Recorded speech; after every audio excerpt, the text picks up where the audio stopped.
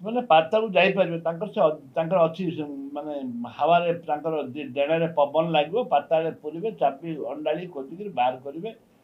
ନିହାତି ସ୍ୱାଗତ ଯୋଗ୍ୟ ପାତାଳୁ କିଏ କିଏ ଯାଉଛନ୍ତି ଆମେ ଅପେକ୍ଷାରେ ଅଛୁ କ'ଣ ଥିଲା ପୁରୁଣା ଲିଷ୍ଟ ବାହାର କରାଯାଉ ପୁରୁଣା ଲିଷ୍ଟ ନ ବାହାରିଲେ କିଛି ହେଇପାରିବ ନାହିଁ